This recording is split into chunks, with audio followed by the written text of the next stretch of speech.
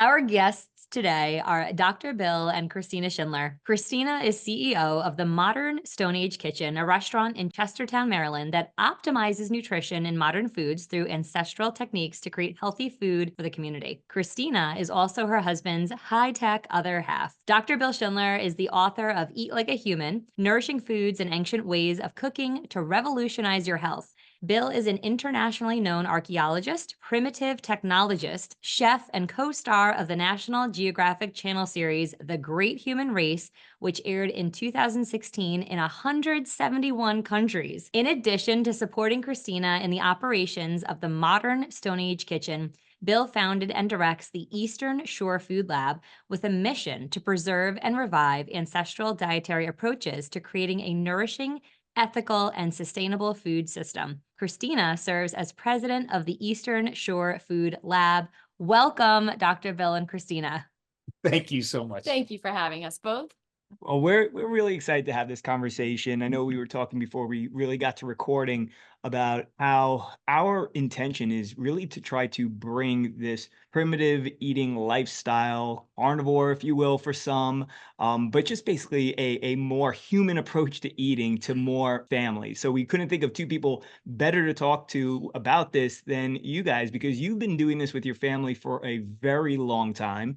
And I think, but where we'd like to start is with just a little bit more about each of your background. And I would love to hear, how you grew up. What was dinner like around your table, and what shaped the way that you guys are eating like today, as well as how you're educating people on how to eat today? You wanna go first? For sure.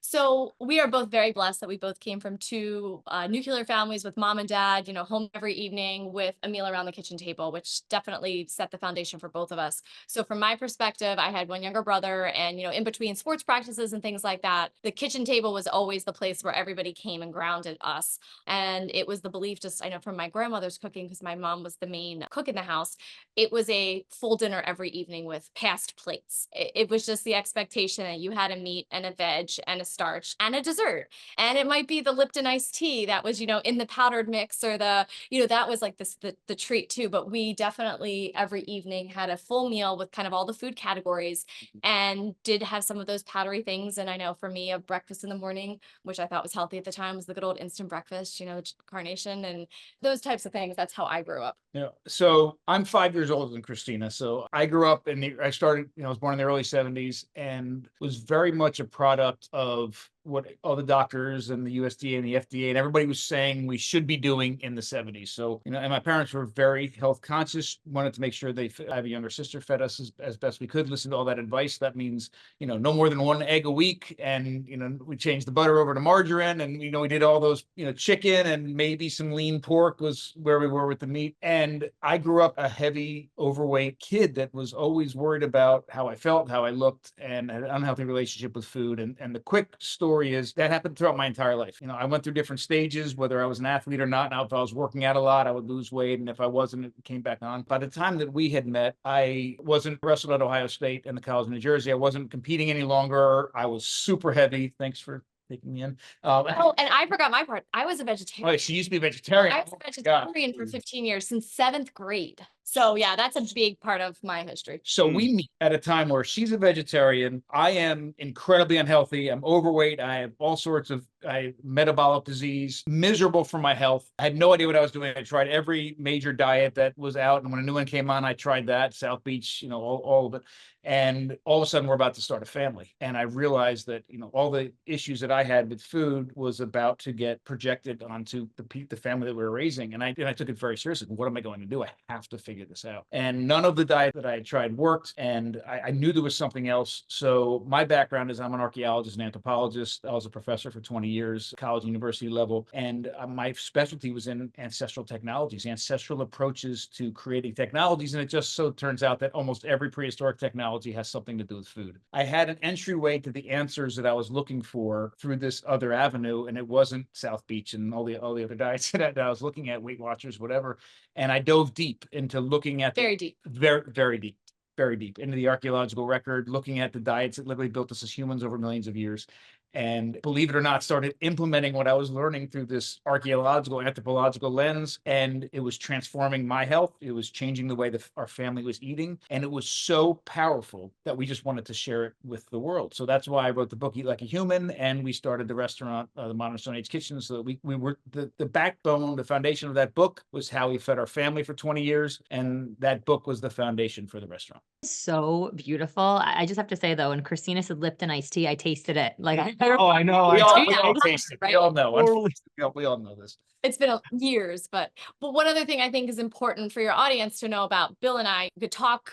Our kids are now 20, 18, and 16. So to a point, I feel like we've done it because we've got 2 actual adults now, but they're still kids to us and always will be. But we're in Maryland. We live in suburbia. We live in a neighborhood. We're not on, as much as we wish that we had 20 acres in the woods, you know, where we can homestead. We don't. So my background is I was a former special education administrator for one of our local school districts here in the county. So I came from an education background. We are actually a COVID success story. Our restaurant is. This all came about actually through our 16-year-old daughter making sourdough. And now we have a whole kitchen and employee. Literally, we're sitting upstairs on the 2nd floor, and downstairs we have about 25 employees right now who are feeding our community and making a ton of food. It's crazy how things have grown. But I think what's important is we've done this working 2 full-time jobs, raising kids with the dog, with an HOA that didn't allow chickens. Like, we figured out a way to make it work in a modern world. And that's where we've landed, that we've realized, especially with kids, there has to be a balance because they are living in a modern world and they have all these stressors, and we do as well. So how do we make that work where we can have grace with ourselves? And, you know, cheating is different now, I think, from a food standpoint for us, but we try to make food every day as recognizable and as delicious as possible. And is everyday food made that way? Yes. Too, yeah, absolutely. we were so connected with your story before, but even just sharing those details. Took a breath for a second. I mean, I feel like we have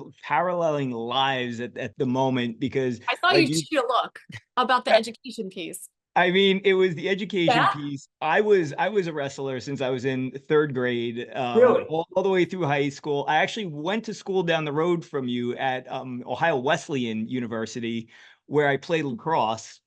So I didn't wrestle in college. I played lacrosse. But what really struck me though about your story, because I've heard it before, is how wrestling created that unhealthy approach to eating. Because me too, it was always about, hey, I just got to make weight. And I would literally remember when we would have to weigh in on the mornings of a meet, a bunch of us would go in, we'd get on the scale, but we'd get on holding a bagel just to see if we could make it. You know, it was like, if I eat this, will I make weight later in the afternoon? And that was literally our approach, that along with the sauna suits and, you know, sitting in a sauna with the sauna suit while jump roping. I mean, we did the whole 70s thing, kids. Yeah. Well, and then even too, what I think is so fascinating is for you, Christina, coming from a special education background, same 7 years, and how we've applied those teaching skills into nutrition, where we probably have a more captive audience of people that are wanting to learn more from us than perhaps where we were previously, but we get to use all those amazing skills. And that's why I love so much what you guys are doing and how you're using all of those skills to advance a message of health for people who, quite frankly, need it, especially in 2024. All right. So we talked a little bit about the wrestler. Really, what I want to talk about is how you guys met, because that's probably going to be a great story too. I'll start. Okay. So You need to tell the real story. so here not we the told made-up you- version. there's no meetup for sure. We will be married for 24 years this summer. So you can do the math on everything. But he's 5 years older than me. So it was sophomore year of college. So we met at the college of New Jersey. It was his second chance essentially at wrestling. And that's while he was there. But I will never forget, we were in a world history class. We were both history majors. So I was elementary history and he was secondary history. She had to have a subject with it. And I remember sitting in the back of the room with my friend Liza, and there's this cute guy all the way in the front. Like, I'm talking front and center, like dead center. And I was like, Liza, like, how old do you think he is? Like, he just looks older, you know, because we were 20. And she was like, I don't know. And like, just watching that. I need to say No, something here. I get to Okay, finish. And then the professor, first question he asked is, I guess he was trying to get our attention as college students. Who knows what the oldest form of alcohol is? And his hand is like right up, like front center. And he was like, mead. It's true. And literally we drank mead at our wedding with our toast, which is pretty cool. Yeah. But No, you we can do made- the rest of that we did make. You can tell the Back up real quick. The reason she was wondering how old I was is because I was 5 years older because I failed out and dropped out of Ohio State. So I was already put almost 4 years into college, and I had a year and a half eligibility left. And long story short, I had eye disease and went blind and got transplants. But I had a second Just a little chance at school, and the coach from the college in New Jersey knew I had a year and a half eligibility left. So he was able to get me in no matter what my grades were, and my grades were tanked. And I started college again. I started college in 1991. I started here in 1996. And even though I had put almost a full 4 years in, they said I had 4 years ahead of me because nothing worked towards anything. They were just keeping me eligible at Ohio State. So I'm here 5 years older than her, starting as a true freshman, and she's looking at me like, who's this old guy in front of the room? But this is the part that's 100% true, and she's not going to, I saw her on the way in. I knew I had to sit front and center because I just had one shot left at school, right? But I saw her, so I was like, I'm going to stand outside. I'm in the front row. I can get out as soon as the class is over. I'm going to stand outside the room and wait for her to walk by, and I'm going to say hello, and it's going to be this, love story, like whatever. So anyhow, I walked outside. I'm waiting. She walks out, and I literally went, and she walks right past me, like right past me. Didn't even acknowledge I was there. Then the same day, that night, I started my new shift at a new restaurant in Princeton, at a bar and restaurant in Princeton, New Jersey called the Alchemist and Barrister. It was my first shift ever there, and it was her first shift Ever as there as the new host. as a new hostess. Wow. So we saw each other that night. Same night. She couldn't. Same night. He had a girlfriend though. Could we just put that out there? Okay, so he's saying this like if we're gonna be honest, let's be honest. We can end on that. We'll end on that. We'll end on that. But now we are here with you. Yes. She didn't make it. She didn't make the cut. Yes. No. Exactly. No. So no, we do have a good story. We have. We do. Well, like you, Bill, I also robbed the cradle. So 8-year difference right here. Oh, So very Well nice. done. Okay. I think we're just smart women, Christina. I think it's really actually on us, It's by the way. smart Either man. that, it took us a little while to mature. I don't know. It took me a little while to mature. I'm getting it. So, so Bill, you were doing archaeology or anthropology, sorry. Which is so Correct me. fascinating, by the way, to Hold on, have that correct me history. again. Anthropology or Archaeologist. Okay. So you're doing archaeology, and was that the first aha to changes in your nutrition?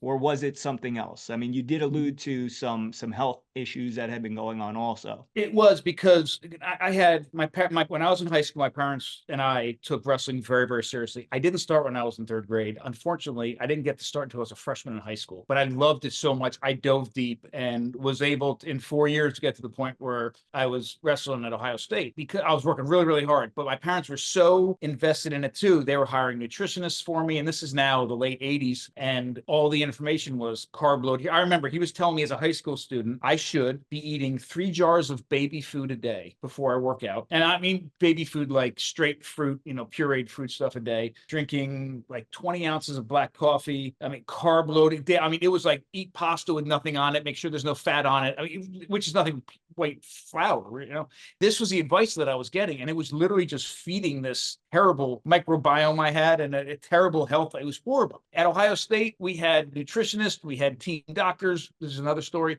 But anyhow, all this, and we would carb load. Like we would literally go out. There was a place right across the street from campus where once a week, it was like a Tuesday or Wednesday night, you could go and get as much pasta as you want. Now, I was cutting 22 pounds every week in a day and a half every week. From Wednesday to Friday's weigh-ins, I was cutting 22 pounds. So like on Tuesday night, one of the few things I put in my body was as much pasta as I could take in with no sauce, no butter because we were afraid of fat. I mean, it was horrible. And none of this information made sense.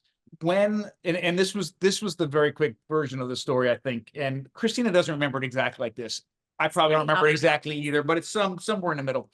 My focus and my work in archaeology, I did a lot of work with, I do a lot of excavations, or used to at least, traditional archaeology, like you could imagine. But the part of it that was my specialty was I was trained in a number of different primitive technologies. So making and using stone tools, making and using clay pots, brain canning deer skins, those fire, all of these sort of ancestral skills.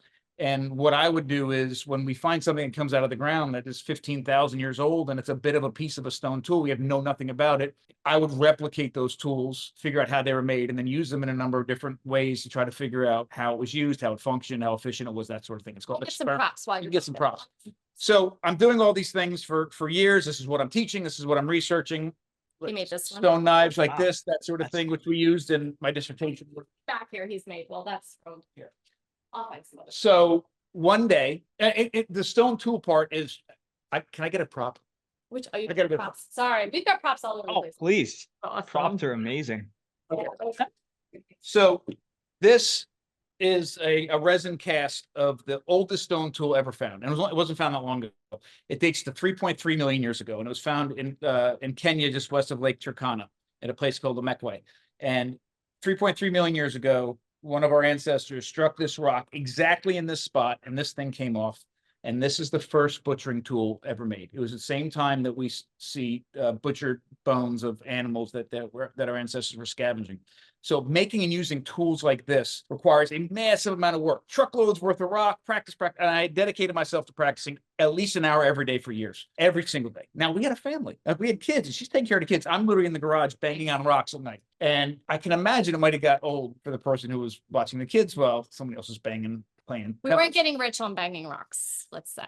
So I'm banging Not on the market rocks, for it. and she comes outside and she's like, I need you to bring this rock thing inside. This is how I remember it. She goes, you need to bring this inside. And I'm like, I'm banging on rocks. There's dust and gravel everywhere. And I'm like, yeah, I can't bring this in the house. What are you talking about? She goes, no, not this, like not the rock stuff. Like, you are so focused on this. You're passionate about it.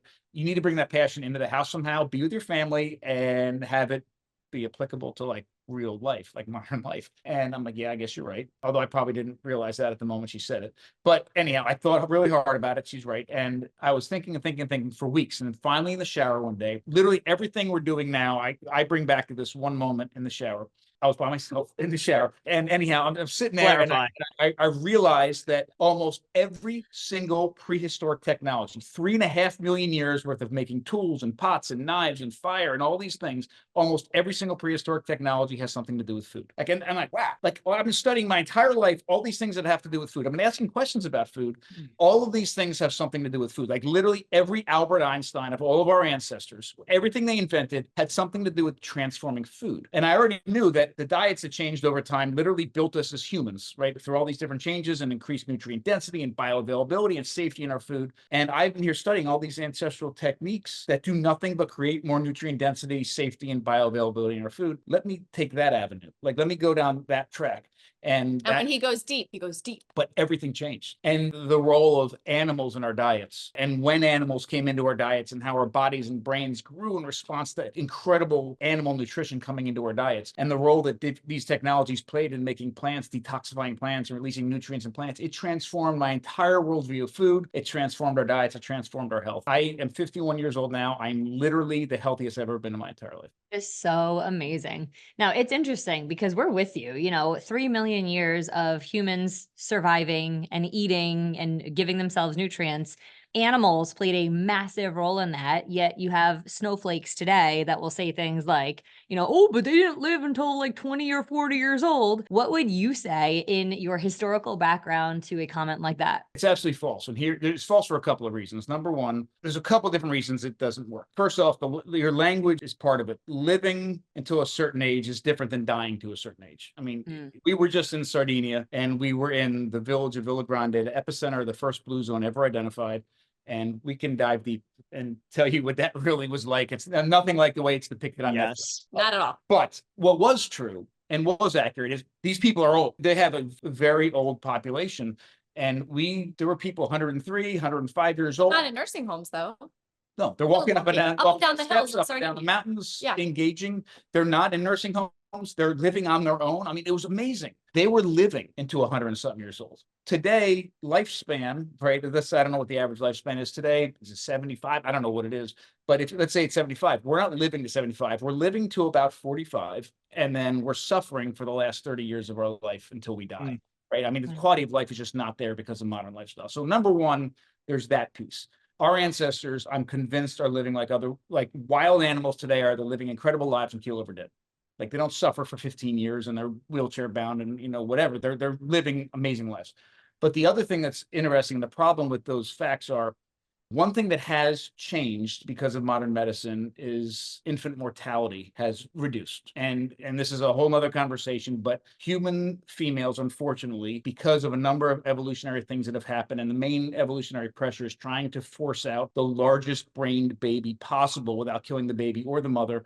Human females have the most dangerous and painful childbirth of any animal because of this reason. And we give birth to completely defenseless humans. They can't fend for themselves. I mean, if you ever saw a horse born, you have to wait for about 45 minutes to see if that horse stands up. And if it doesn't stand up in 45 minutes, you have to call the vet. Something's wrong, right? But one thing we've done is evolution has created human babies with the biggest heads possible to allow the mother and the child to survive childbirth. But then for the next several months of life, it's called neoteny, where the baby continues to do a lot of the growing that would have happened inside of the womb, happens outside of the womb. And they're completely defenseless. So infant mortality, in fact, up to the age of 5, a lot of children in the past would die. And if you took all of the data we have for lifespan over hundreds of thousands, even millions of years, and include, which is often included, all of those kids under the age of 5 dying, it skews the number very young. If instead you say, hey, if you live to the age of 5, what's the average lifespan? Is at least what it is today, and some people would suggest it's older. So the reality of that, taking away the kids, you have at least the same or older average lifespan. But again, it's living the entire time and not dying for the past 20 or 30 years of your life. Appreciate that explanation so much. Yeah, and I think that's the biggest point to take out of it is that, today we can point to how long people live. And yeah, thanks to medicine, we can keep people alive longer. But at what cost? But if they're a vegetable for 10 of those years, what value is that, right? Mhm. And the way that you're describing it makes complete sense. I mean, these people were thriving. And I think a good place to go from here is you've actually gone and visited. You guys have, as a family, you guys have gone and visited many, many different places and got to see people who are still living a somewhat primitive lifestyle. So can you give us some background, some of the places you've gone, what you've seen? I mean, I'm sure there's a ton. There is. So we've been very blessed to have traveled the world with the kids. Yeah. One of the big opportunities for that was we lived abroad for a year, 17, 18, thank goodness, right before COVID. Yeah. Because that would have been a game changer. But we were in Ireland for a whole year with the kids. Bill was on sabbatical at the University College of Dublin. So the kids were enrolled in Irish school. They played camogie, they played rugby, they played field hockey. It was a fantastic year. And they also have unbelievable breaks over there. So we were able to take the kids and travel a bunch. And of course, being in Ireland as a central hub was a lot easier to get to places than, coming from the States per se. So I think for me, one trip that totally stands out is Thailand. So we were in Thailand and we did insect research. We've done actually a lot of insect research around the world. So as an alternative protein source, but one thing we did there was with weaver ant eggs. So we were in a very remote village in Pitsanulak, right? And before we got there, so this I think is important to bring home for your listeners too. We have 3 kids. And at that point, they turned 10. They turned 10, 12, and 14 when we were abroad. So our 10-year-old Alyssa, the youngest, she's probably got the biggest sweet tooth out there. So we told them we were going to Thailand and, always kind of do your research and see what's out there. So what does Alyssa find? She finds the Unicorn Cafe in Bangkok. So you need to look it up. It literally looks like unicorns threw up all over this place. I mean, it is covered in rainbows. It is unbelievable. You could even wear a unicorn onesie and eat the rainbow waffle with the rainbow ice cream on top. And this is his nightmare, his complete artificial sugar, just nightmare. But we realized that there's a balance. We have to have a balance. We got to keep everybody happy. One of the worst parenting decisions we ever made. She made a deal though. She said, I'll eat everything you tell me to eat. She knew it was insect research. Yeah. If you take me to the Unicorn Cafe. Okay, fair. But just the way the travel plans worked, of course, we had to go to Bangkok first. So it was the first thing that we did. And we lost all our power that entire trip because we hit the Unicorn Cafe first. But from there, we also went to Insects in the Backyard, which was a very high-end restaurant there, like a Michelin star restaurant that showcased insects on your plate in a beautiful way. So we tried to have that experience with the kids. And that was something. And we had a guide there who walked us through everything. But then we went up into the mountains of Pitsanulak. And she wouldn't eat any of it. Oh yeah, she wouldn't eat any of it. We went to markets. We met an expat from Italy who's making pasta out of cricket flour. We were at this high-end restaurant, and no matter what, she's like, I'm not shut them out. I think she had one bite of the pasta, but literally wouldn't eat a thing because we've lost all of our power. Yes. Yeah. So what did it taste like, by the way? I'm sorry. What did it taste like? Like, again, we hear about eating insects, right? Like, what was that like? I mean, how can we relate that to anything that we might eat today or taste today? I'll tell you this, as soon as she's done telling this part of the story, I do want to say something about insects, especially when you're coming from a carnivore, people, some people audience would be coming from a carnivore sort of space, because I know it's sort of a hot topic. So there's something I want to address with that. But in the meantime, the restaurant showcased them. I mean, a lot of times you're going somewhere like, I'm going to grind this up, I'm going to stick it in here, I'm going to hide it over here. Like, the entire restaurant was built on celebrating the look, the texture, the aroma, the taste of the insects. And he did a brilliant job. It was awesome. Nothing, if you could have got over your sort of mental blocking, that our entire lives, we've been told bugs should never be anywhere near food. If you could get over that, it was very enjoyable. Like, enjoyable to the level of one of the best dinners you've ever had, really. But tell them yeah. So we were with a guide, and we were in this very remote village, and it actually was a mango forest previous to this. And they realized, believe it or not, they were not making enough money on the mangoes. So they turned it into harvesting these weaver ant eggs, which live in the mango trees. And they live in the mango trees. So literally there's strings attached from tree to tree, and these ants are traveling them. It was unbelievable. And then he shook the tree and caught the ants and the eggs. And so we're getting crawled on by these ants. I mean, it was not the most pleasant experience at all. We were getting bit a little bit.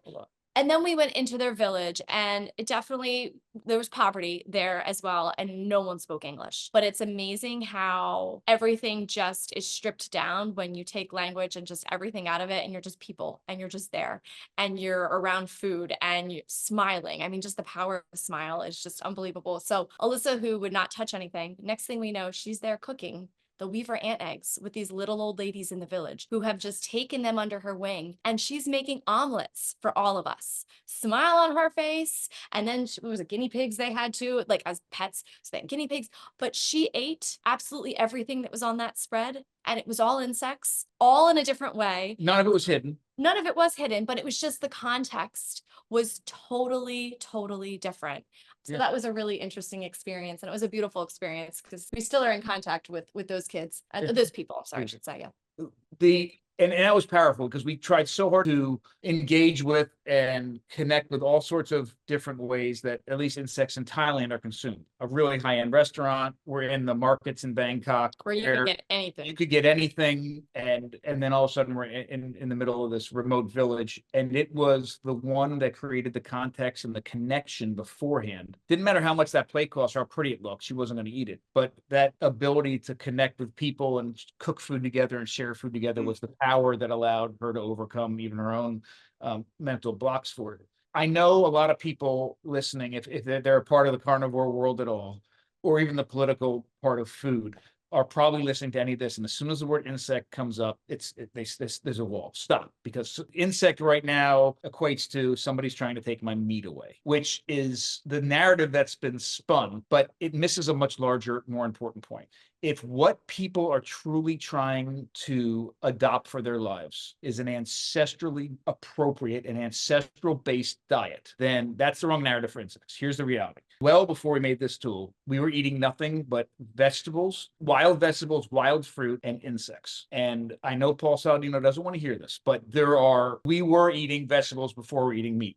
The problem is, as we know, almost all plants have some level of toxin in them. So if they don't have a way to process some of these toxins out, it very much limits the vegetables that they can eat to particular plants at a particular time of year. It's hyper local, hyper seasonal. It's very limited amounts, and it changes. But the insects are always there. Insects are kind of like meat in our diet from that point forward, where you can get meat all year round, right? They might have different levels of fat in them or whatever, but meat is available all year round. Certain plants, unless they're being shipped around the world, are only available in your area at certain times. So the mainstay, all of the protein, all of the high quality fat, all of the nutrition that they were getting were coming from insects. It was the mainstay. If it wasn't for eating a massive amount of insects, we would not be having this conversation, because we wouldn't be here. We started introducing meat in our diet almost 3.5 million years ago. And up until 2 million years ago, not much changes biologically for us. So the introduction of meat into our diet really didn't do much when we were scavenging. The biggest jump in brain and body size happens when we start hunting, and we start including all of the animal, the blood, the fat, the organs, the fat, all of it, all of the pieces, including the meat. And we see this massive jump in body and brain size. But the entirety of this time we're eating insects. We don't stop eating insects. And insects are a major part of the diet for certain groups around the world still today. It's so easy for us to cherry pick one thing from our ancestral diet because it fits within some level of what we're thinking about, appropriate human food. Oh, meat. I already eat meat. And if I want to eat a meat-based diet, this makes sense. It's ancestrally appropriate, but I don't want to listen to the rest of what people are saying. Insects are an incredible part of our diet. And it's not a insect or meat conversation. If it's an insect conversation, it should be an insect and meat conversation. Nobody, at least I'm not trying to take anybody's meat away. Meat and fat are the mainstay of our diets. And to be honest, we don't eat a lot of insects. But I will say insects can be delicious. We know that they're incredibly nourishing. And if we're really having a conversation and we cut through all the noise and really have a conversation about sustainability in our diets, insects are incredibly sustainable to farm to get all this major, incredible nutritional output from them.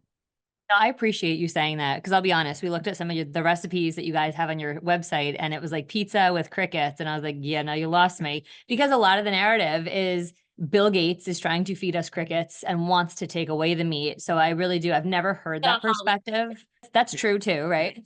Yeah.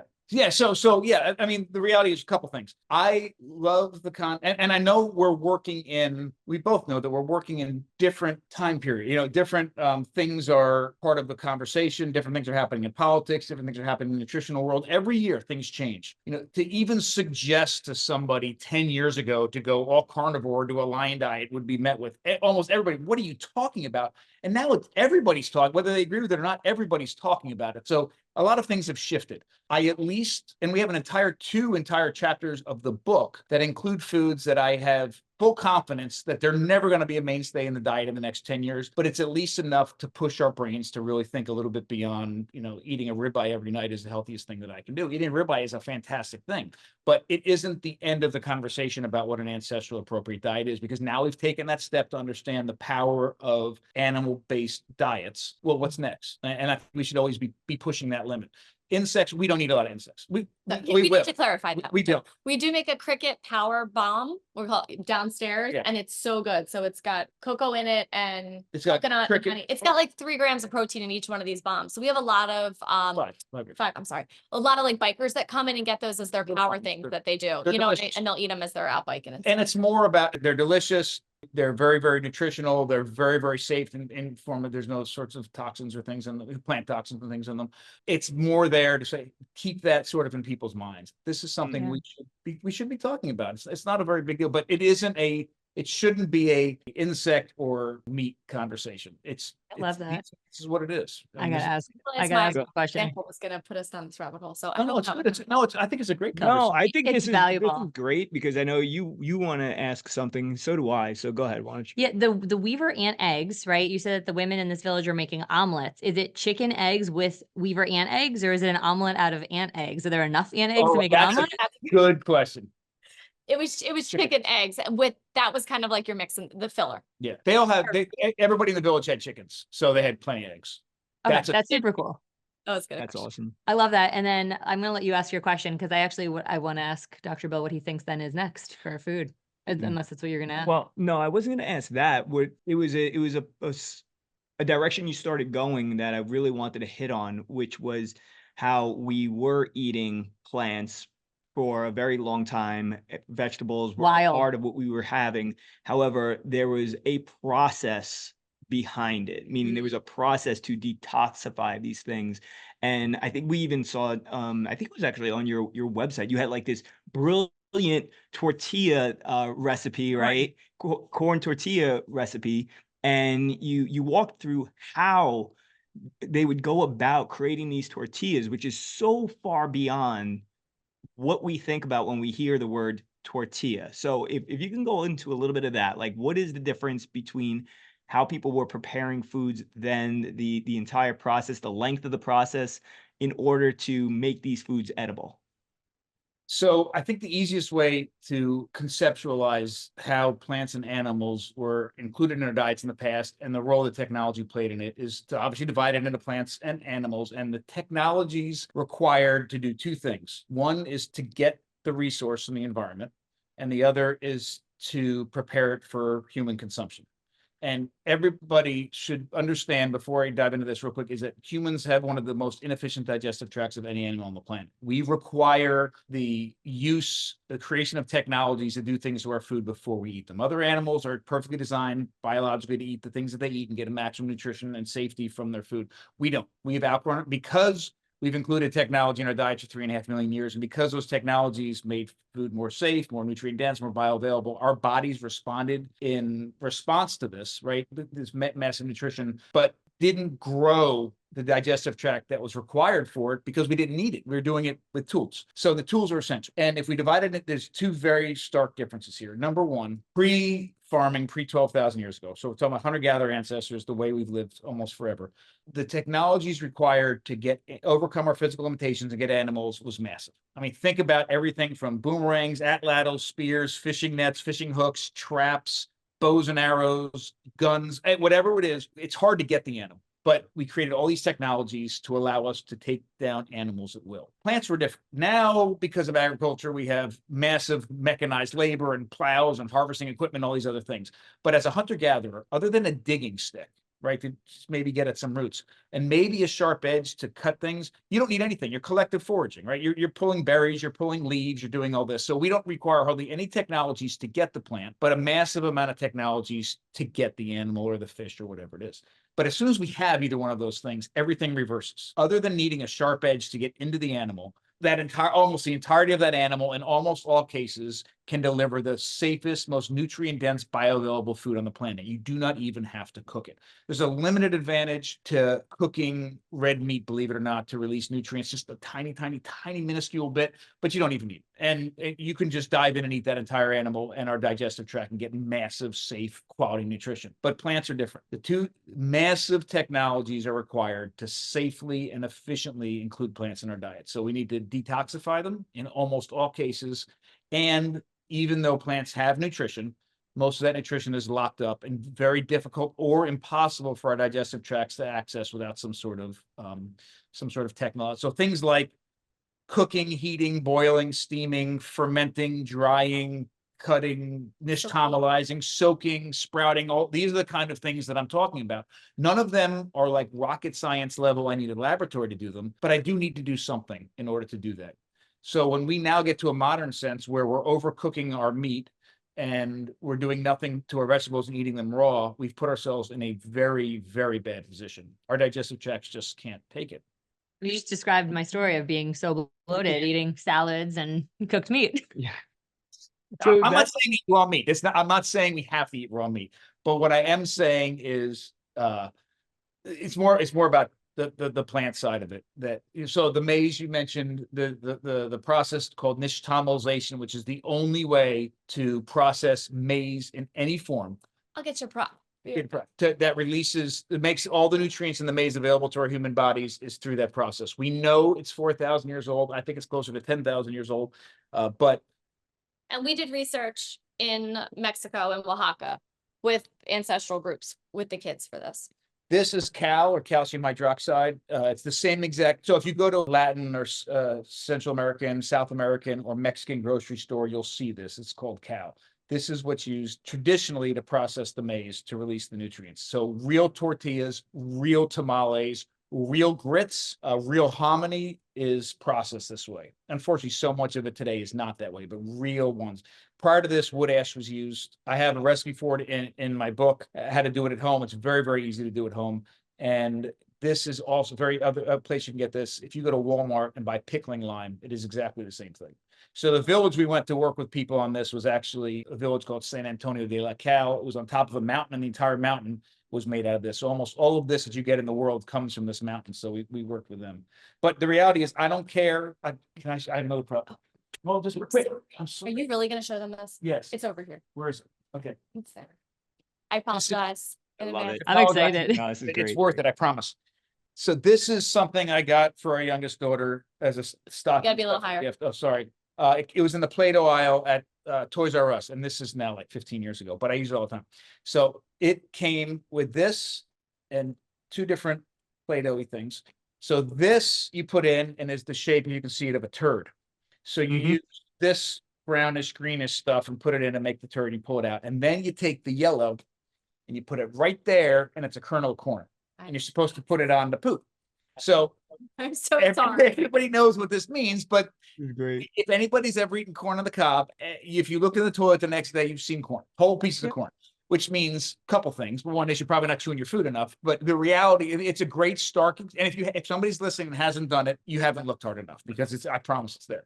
A very good friend of mine, his wife is a mortician, and she says one of the jokes in the mortuary world, embalming world, is how much corn did you find in their stomachs and in their intestines? Oh yeah, undigested. So Wow. corn is actually, and that stage of corn is an immature corn. You probably ate it overboiled anyhow. So now we're talking about, something like this, which more resembles dent corn or feed corn, and trying to get nutrition from this. Even if you grind that up and make cornmeal, and you don't see it the next day because it's ground up as cornmeal, what you don't see is a lot of the nutrition in this never gets to where it needs to be in your body, and it's passing right through you. And the longer story that we don't have necessarily time for is, believe it or not, and look it up if you don't believe me, over the past several hundred years, millions of people have gotten sick from a disease called pellagra, from eating massive amounts of corn that hasn't been processed the right way.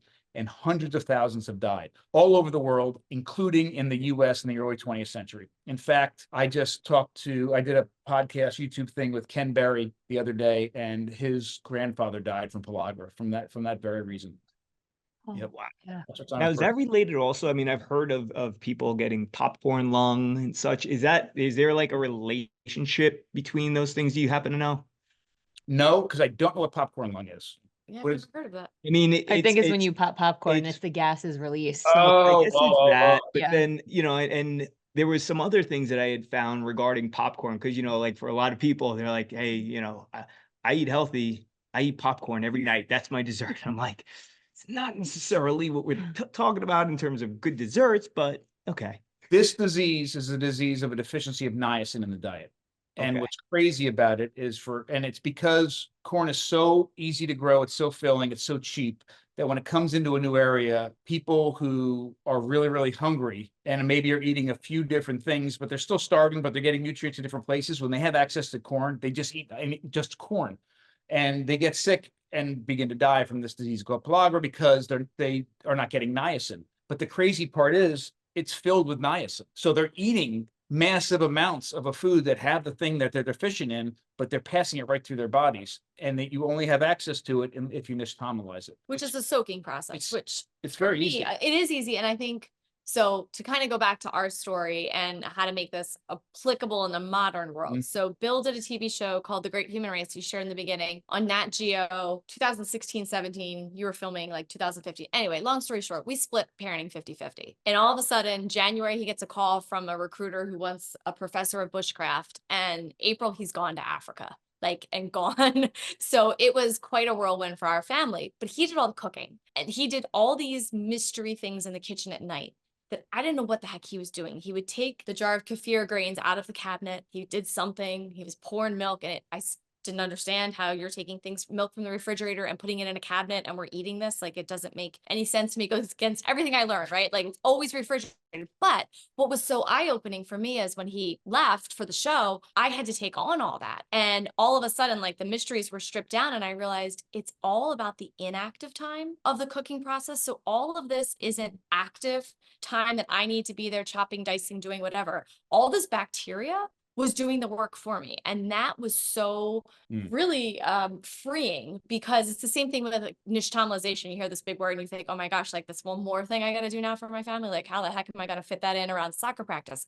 You literally put it and let it soak and get to a certain temperature, and then strain it. And then you make your tortillas. And well, there's a little bit more than that, but a lot of this deals with inactive time for all the ferments. And that has been a huge one for me, not being the cook in the house, trying to figure out how to make it work in, whether it's sourdough bread, same type of thing. You need to plan that if you want bread at night for dinner, you're not just going to go home at 5 and throw a loaf in, because it's not going to be sourdough. So I think that's been a big one, that all these processes just take time, but it doesn't mean that it's your time actively doing something. You just have to pre-plan a little bit.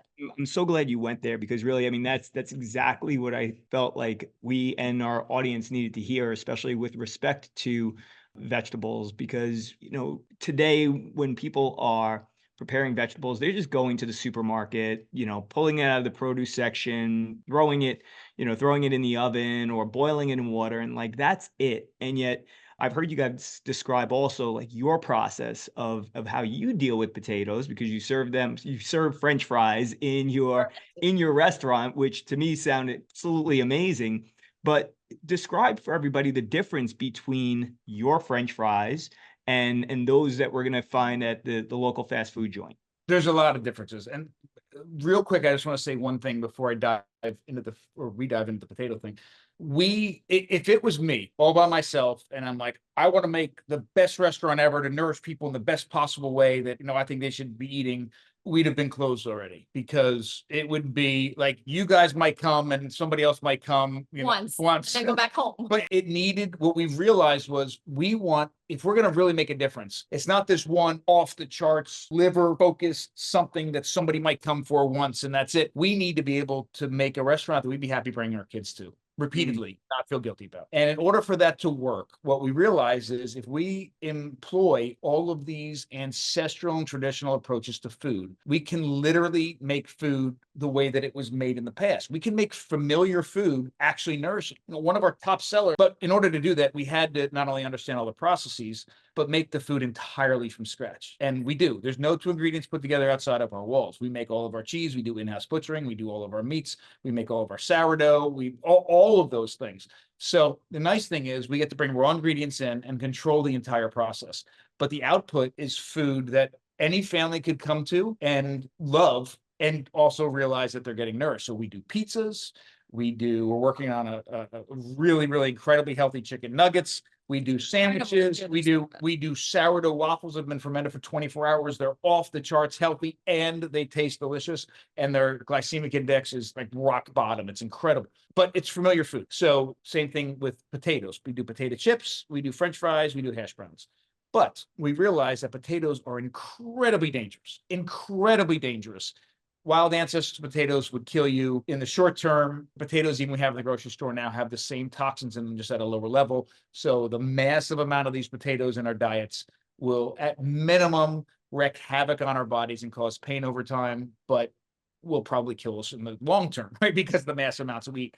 So we did a lot of research in South America. We went to Bolivia, went to Peru, worked with Aymara Indians and Quechua Indians in the same area where potatoes are first domesticated. They're still detoxifying them in a number of ways. And we're able to take some of that information and repurpose it here in a modern context. So number one, and if anybody's listening, and I appreciate what Christina said earlier, that this stuff isn't that hard. And if people are listening, they're like, oh my gosh, this is a lot of information.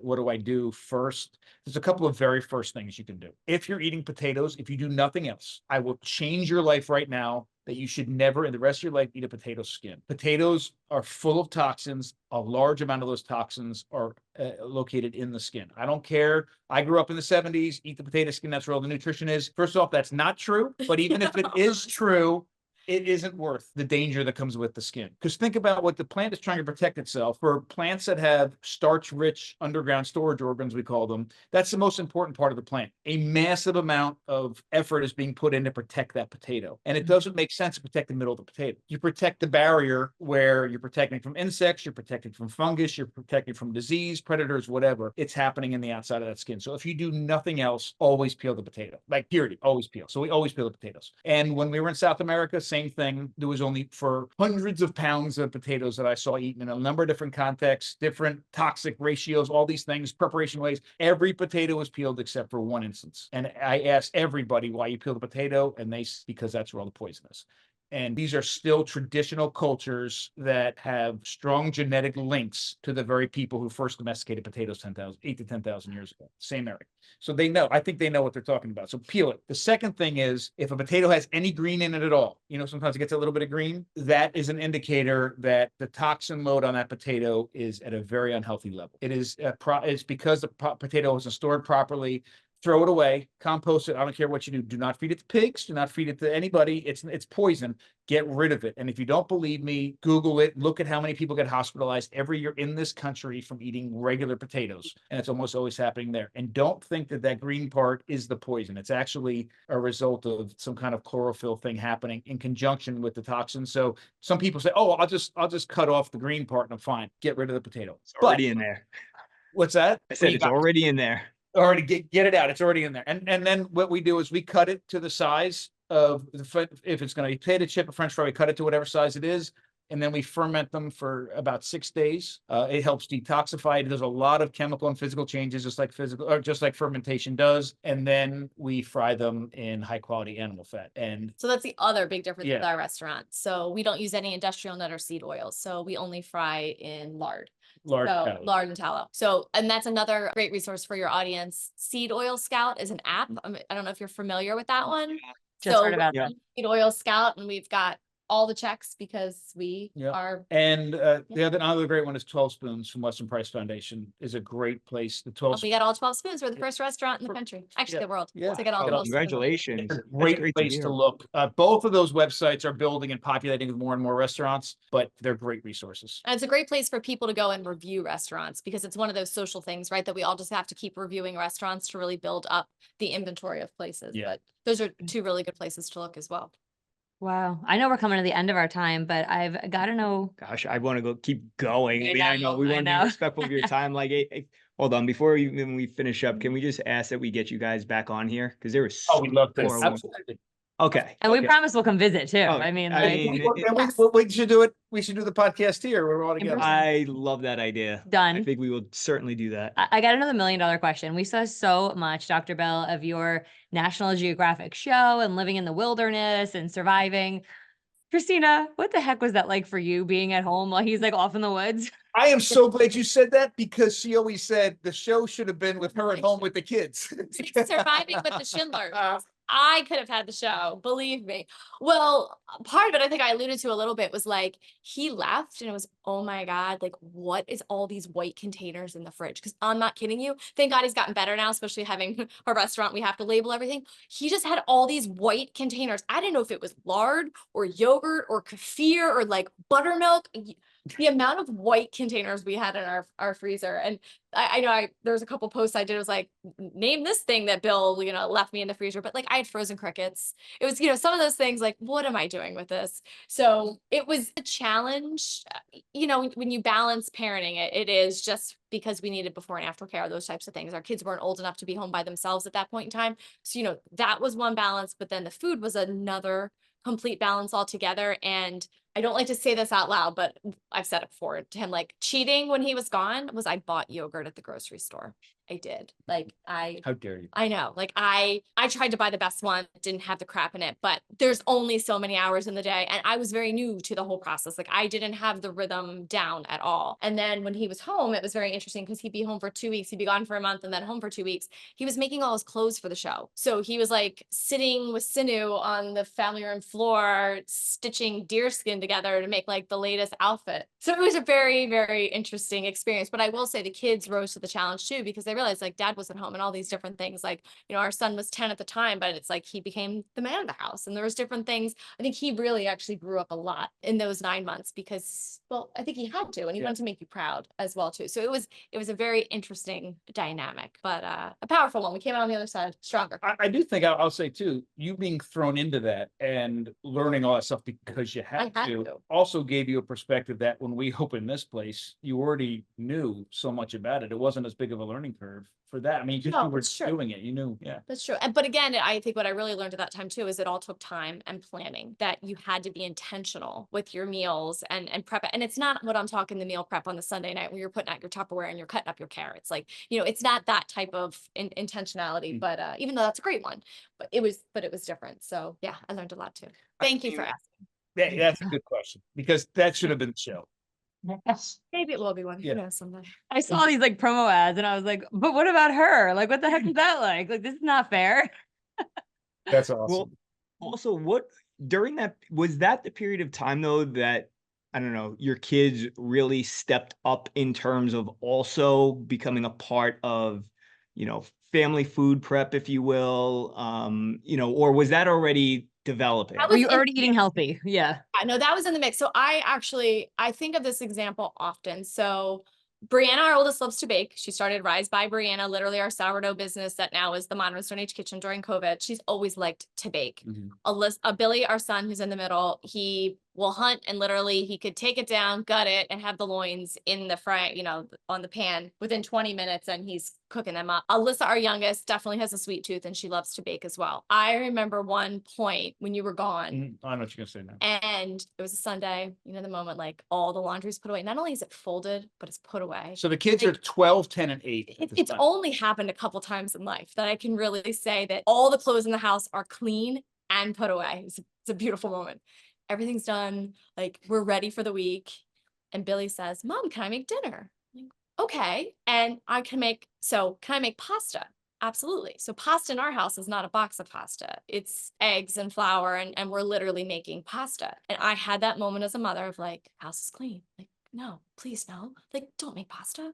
Everything is clean. Everything is put away. And I really, like, it's one of those mom moments. Like, I had to sit back and be like, get over yourself. Like, the kid wants to freaking cook pasta. Are you kidding me? And he's gonna make it that pet 10 with a pasta machine. Like, he literally, so we have pictures of him with the neighbor, and they cracked all the eggs, they mixed it up, they rolled it through the sheeter, the pasta machine, and made fresh pasta with the sauce and fed us dinner.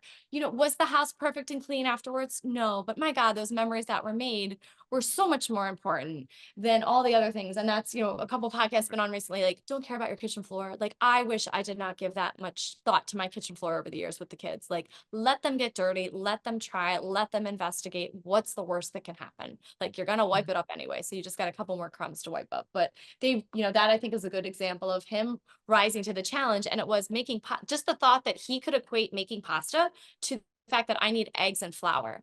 Not that let me get out the plastic box and just, I got to break the spaghetti and put it in the boiling water. Like, he got the 10 steps before that to truly have a pasta meal, what that looked like. So yeah, I appreciate that perspective more than you know. I resonate more than you know. Okay. It's hard. It is hard. But I think that's really profound that even in that moment of like, don't mess up the house, it was still that, that thought. And I don't know. I honor you totally for that. I have my last question because I'm sure you do too. I feel him with a question. My last question is, what is your prediction for where we're going with food?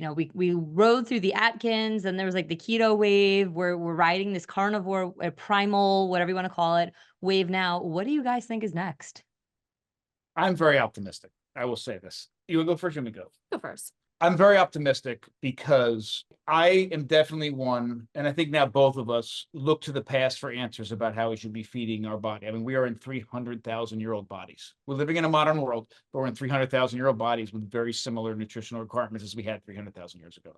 So my knee-jerk reaction is always look to the past, not for all the answers, but at least for inspiration and information for how to approach food and what we should be doing. At the same time, though, I don't think the perfect human diet has been created yet. It's all awesome, and it's a lot better than what most of us are eating today, but I still think there's room for improvement. And I'm not of that mindset. I'm not of that paleo mindset that everything before 12,000 years ago is perfect and everything since then is crap. That's too black and white. I also believe that even if we knew what the perfect human nutritional diet is today, which we don't, but getting closer, the entirety of everything it takes to nourish ourselves, making sure that we meet or exceed our cultural expectations and emotional expectations, and for some of us, religious or political needs, right? All of those things at the same time are part of actually what nourishing a human really means. It's more than just getting the macro and micronutrients and the rest of it. So it's always in flux and always changing. But I do think with the ability to send information across the world in a split second, if all of us, whether it's podcasts or social media or whatever, start literally getting over ourselves and putting out incredible information, not for clickbait, but for the benefit of all humans nourishing themselves and their communities and their environment better, I actually do think we can head in the right direction and actually do it faster than we think. I do love, the Wall Street Journal last week put out an article about raw milk, and we're talking about raw milk again. Raw milk 10 years years ago, if you brought it up, somebody was pissed off and stomping out of the room because they thought you're trying to kill your family by putting raw milk. But that conversation is at a place now that I've never seen it before. So I mean, it's a little bit 2 steps forward, 1 step back sort of thing. But we're talking about carnivore in a way that we could have never talked about 10 years ago. We're talking about things like intermittent fasting in a way that, would have been, if I said that to my parents 30 years ago, they would have been like, you're out of your damn mind. We're talking about fat in ways that make sense. So I am optimistic, but a lot of things have to change. And a lot of it that we're finding now is everything is so entrenched in the USDA guidelines impact not only and recommendations, not just impact schools, which impact all of our kids in the National School Lunch Program, but hospitals and nursing homes and prisons. And we're seeing what's happening with milk. So the problem is these things have been ingrained for so long. It's going to take 10 years to get out from underneath that. Even if everybody agreed on the same thing, it takes that long for this change. I'm optimistic, and I don't know what it is, but I do think we're working in the right direction. And people that are putting information out, like having conversations like this, like in your podcast, is exactly what we need.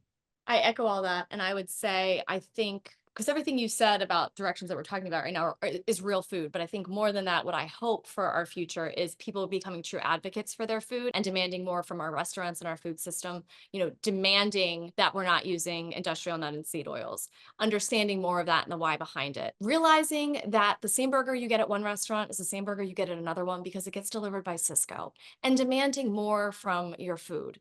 And that, I think, now being in a restaurant business where you see where these big distributors where you get food from and the cost of that food, and you go out to a restaurant and you're like, I know what you paid for that. Like, I know all these things. Just make it. Go to your local farm, get the ground beef, make a freaking patty and sell it to your customers. I truly hope, and speaking right now as a restaurant owner, that people get angry at our food system and our restaurants and demand better food, because it's a crime what's being served. All right.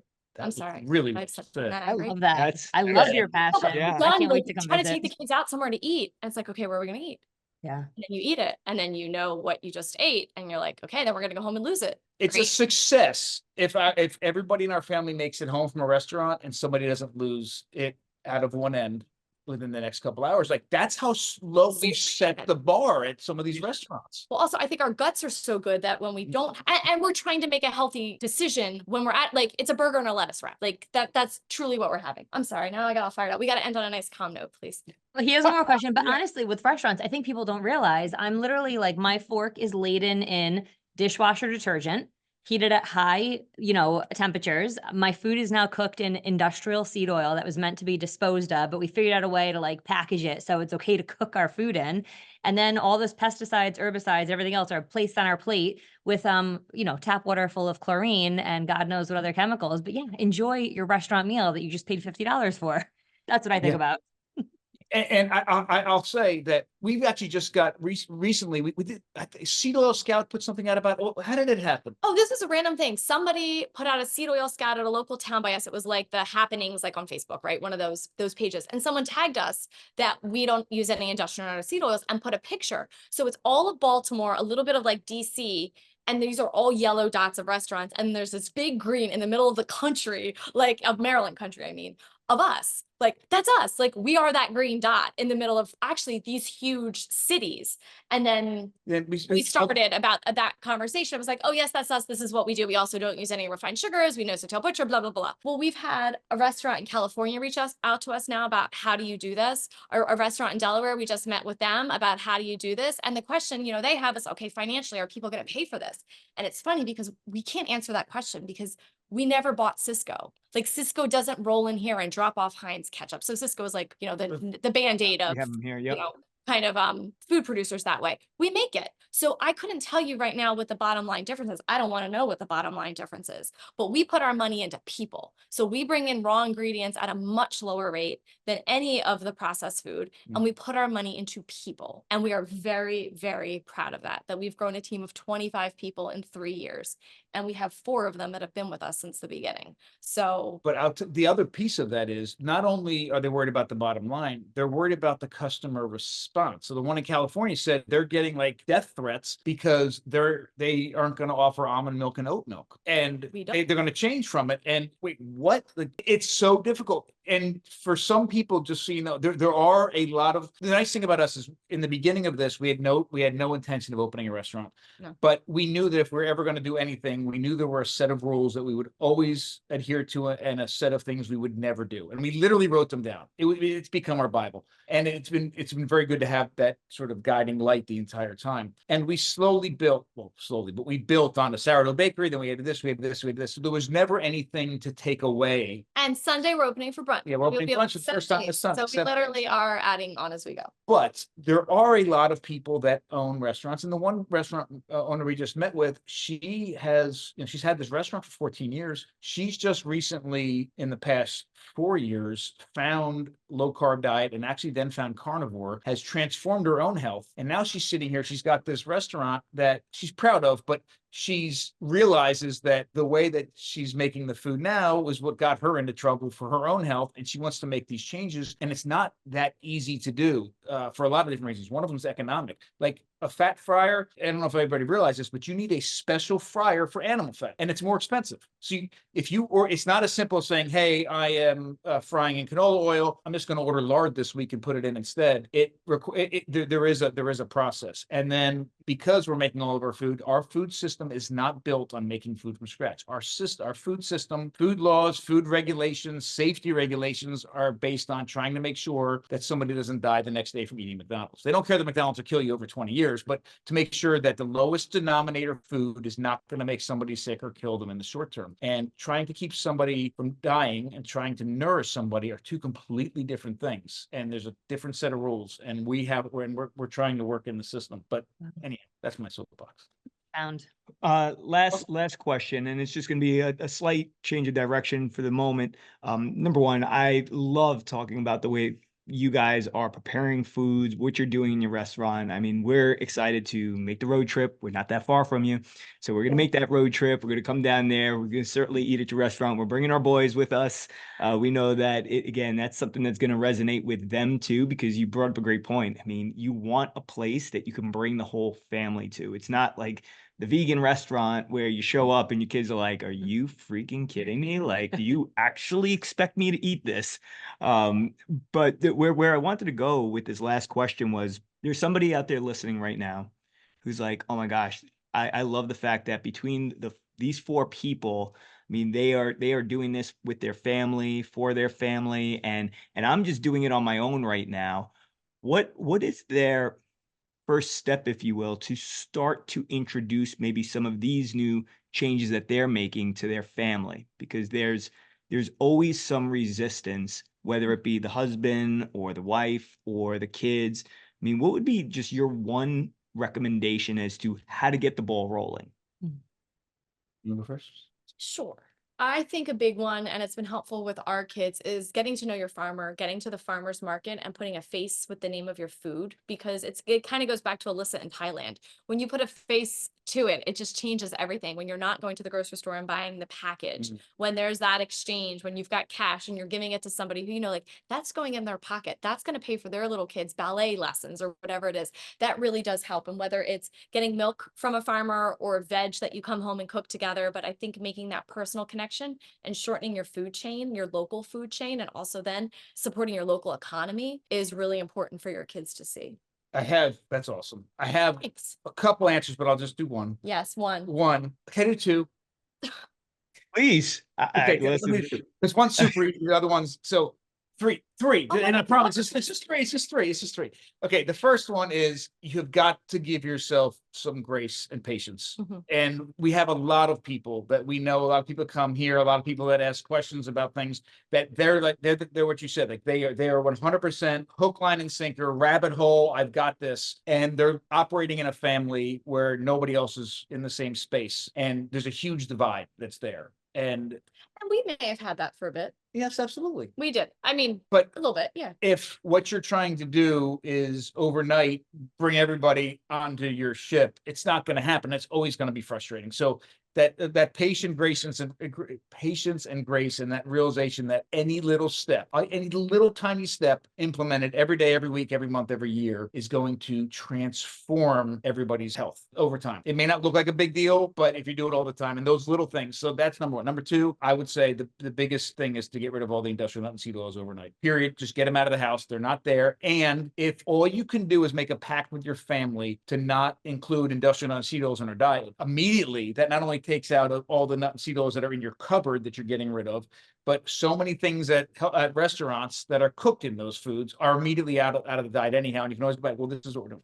The third thing, and this is not as easy to implement, but I think incredibly powerful. It took a while to do it in our house, but if we didn't do it, we wouldn't have a restaurant here. And if we did have a restaurant here, nobody would come, is to not just stop at making the food healthy. Make it look good, make it taste good, make it smell good, present it well. I mean, I know some people make fun of us. We take pictures all the time. Oh, you put it on Instagram, and sometimes we do, but there's nothing wrong with that. Like, if you really put that much heart and soul into making something, it is a work of art, and make it Instagram worthy all the time, because what you're competing with is, you know, a $3.8 trillion industry that has marketing and advertising and people in lab coats tweaking flavors so that it plays on your evolutionary senses, and all of this that's going, that's what you're competing with in your house. So it's not just a simple saying, hey, we should be eating liver because it's healthy. It's never going to work if you're fighting the Pringles chips in the can and all the other pieces. So make the food as healthy as it can be, but realize, number one, that if you make it as fully healthy, it should be delicious. It should be satiating. It should outcompete all the other nonsense, because we are tuned in. Our senses are there to nourish ourselves. So it shouldn't be that big of a lift. But if you're making crappy liver, my dad will never eat liver again. Well, for years, because he grew up on Sundays. His mother would make calf's liver. It was always overcooked. It was dry. And he's like, that was the worst thing ever. He won't eat liver because he had terrible liver. So make it, whatever it is, make it really, really good. When we built a wood-fired oven in our backyard to start cooking bread and started making pizzas, you'd think our kids, oh my gosh, pizza. My son wouldn't eat it. He wouldn't eat pizza for years because we cooked terrible pizza. It was terrible. I made all the cheese. I made all the dough. I made all the things. I made it all. And it was terrible. And it wasn't, it was healthy, but it was nowhere near as delicious, or didn't look anywhere near as good as a Domino's pizza. And I hate to say that, but it didn't. But now we learned how to actually make the pizza, and people are driving past Domino's and, coming here to buy the pizza. That's cool. I love that. That is awesome. I'm going to say, I don't know about you. I have absolutely loved doing this episode with you guys. Interviews ever. Absolutely. Yeah. I mean, so good. I It was a lot of fun. We love to do interviews together. Fun. So we need to tell you, so how your folks can find us and how you can find us. So we have the Modern Stone Age Kitchen here in Chestertown, Maryland. We're on the eastern shore of Maryland. So that's between Philly and DC. So if you're driving through, super easy, flying into BWI or Philly, you can get to us. So we have a full service restaurant. Then we're open now Monday, 7 days a week, officially this week, saying that publicly, which is very exciting. And then Friday nights we do wood-fired pizzas. So that's the only evening we're open. We also have a full liquor license. And so any alcoholic beverages we serve are in line with our message and mission. So like kimchi Bloody Marys on brunch, it's going to be really yummy.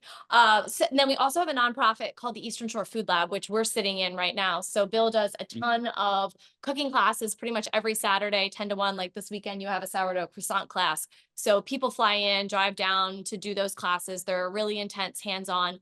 And then with that, we also have literally the building next door to us, we have a bed and breakfast. So it's our Modern Stone Age sanctuary. So you can come and stay there. So with the boys, it's a 2-bedroom, 1.5 bath apartment, literally right next door. So the nice part is you can be here, you can come in early, you can, talk to our bakers and kind of have that immersive experience.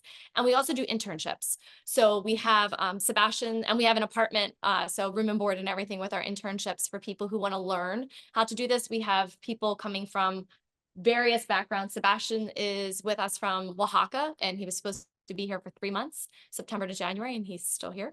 And he's going back home. He extended his visa in August. So he's learning to take this all back and be able to start a business himself in Mexico. We have a woman now, Pam, from Arizona. She's a nutritional practitioner. Yep. So she's taking this back to her patients. It's really cool, what people come, who wants to start a bakery and wants to learn. So if there's anywhere that we can help anyone who's listening from a food perspective, a business perspective, because again, like we said in the beginning, we're 2 educators. We have not taken 1 business class. We were business of the year last year for the county.